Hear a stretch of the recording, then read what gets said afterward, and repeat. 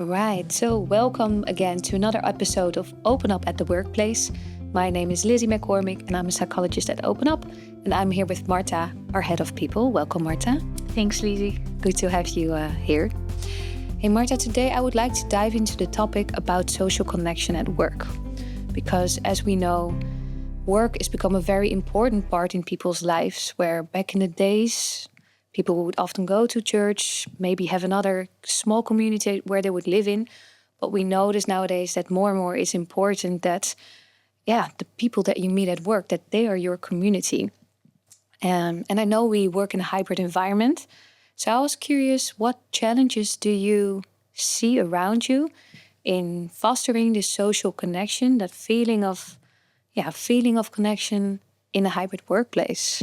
Right. Yeah, it's quite an interesting challenge, I would say, especially of the last few years. I think, of course, as you say, having that connection, feeling like you belong in the community is really important regardless.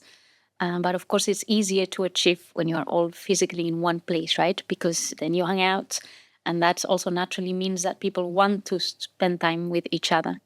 I think as an HR professional and as a manager, I often find that the most difficult part. Of course, you can't force it. How do you make people want to sort of hang out with each other? And I think in remote or hybrid environments, it's really important to be mindful of that and to make sure that you're being inclusive and that you're not sort of giving more attention or more space to the people that are around you physically.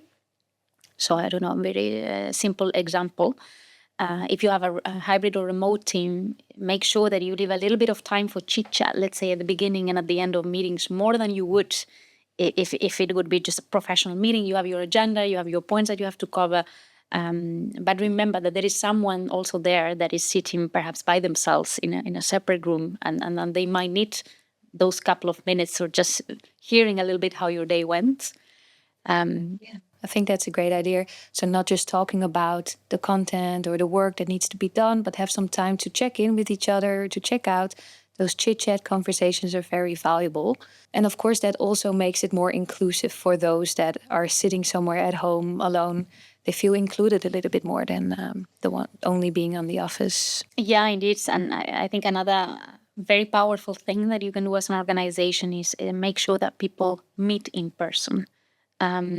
I understand it's not always cheap, it's not always possible, but I've had different experiences with remote and hybrid teams. And yeah, it's really a before and after when you've really spent time with someone physically and then in person. Of course, you can then go on and work online, but it does change the relationship in a very meaningful way, I think.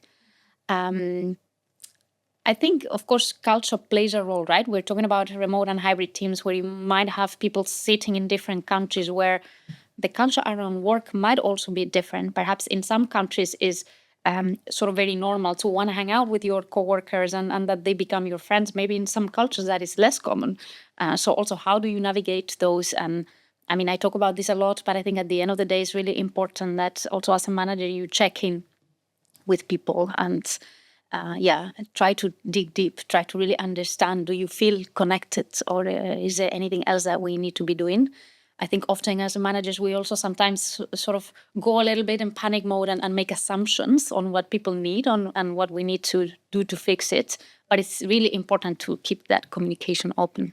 Yeah, so not only in a one-on-one conversation, hey, how connected do you feel? What do you need? But it can also be nice to have that conversation with the team.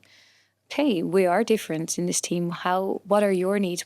Knowing each other's needs can be very valuable. Yeah, exactly. Share a little bit what's your preferred way of working, of connecting and see, what are the differences in the team that also probably creates a much more rich team with different experiences and perspectives. True. And I also know that some people value autonomy very strongly. Others have more need for connection. Often it's somewhere in the middle. Do you experience that yourself too? Do you notice that around you? Yeah, indeed, definitely. And I think it ties a bit with the culture thing. Indeed, that also sometimes, of course, is an individual thing. It could also be a culture related difference. But I think at the end of the day, as you were saying at the beginning, we're all humans. We all need to feel like we belong. And indeed, in today's society, where it also feels a bit like we're going more into our separate bubbles and living sort of not in community anymore, I think this becomes more important. Yeah. So especially in these individualistic cultures, it's more important that you still have that feeling that you belong. Yeah, indeed. Right. Thank you very much, Marta. If you would like to hear more on this topic, feel free to join us for the HR Summit, which will take place in October. Hopefully, we'll see you there. Marta, you'll be there. Looking forward to it. Thanks, Lizzy. Thank you.